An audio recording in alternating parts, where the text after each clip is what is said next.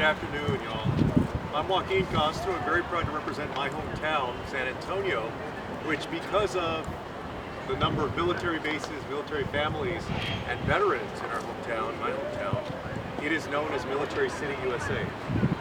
And since my first years in Congress, I've worked to make sure that Congress fulfills our promise to fight for veterans the way they have fought for us. 3 years ago, I was proud to join many of the folks here today to fight for the passage of the Honoring Our Pact Act, which was the largest expansion of VA benefits in more than 3 decades.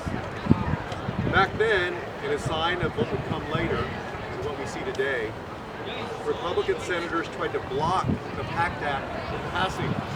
You remember that there were a group of them who fist bumped on the Senate floor when temporarily they blocked its passage.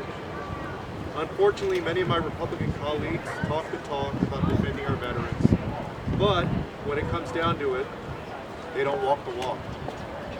For decades, the federal government has been one of the largest employers of American veterans, many of whom go on to work at the VA and serve their fellow veterans.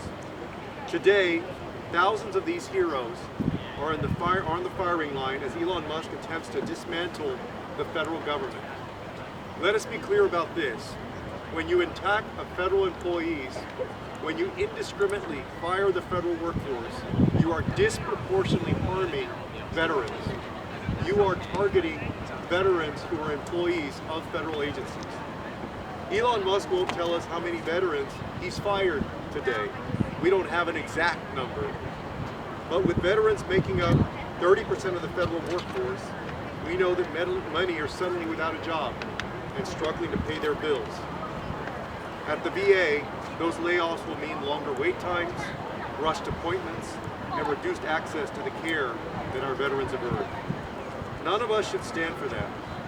And I'm proud to support Congressman Tran's bill, which is a common sense step to protect our veterans. And I hope that Republican and Democratic colleagues will do the same. The veterans in San Antonio and across the United States, we're listening to you.